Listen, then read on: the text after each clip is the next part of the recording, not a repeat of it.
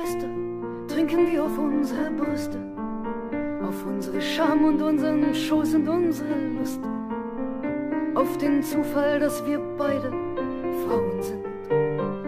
Heute werden wir nach innen selbstbewusst. Schweigen, schweigen, schweigen.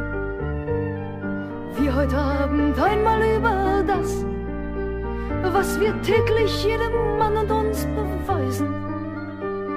Schwester, heute Abend bin ich schwach und zart und sanft und leise. Bei allen großen Reden unserer Wichtigkeit, die Frauenmacht zieht ihre Kreise. Doch Schwester, diese Kreise, die sind weit, so weit, weit weg von uns. Was sind wir denn in unserer starken Weiblichkeit? Ein nachgeäffter Mann mit Brust, ein angepasstes Abbild dieser Zeit. Komm, Schwester, trinken wir auf unsere Brüste, auf unsere Scham und unseren Schoß und unsere Lust.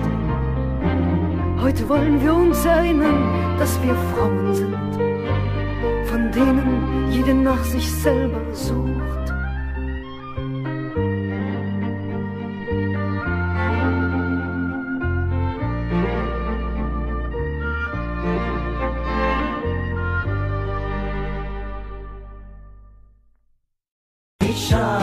Wie schade,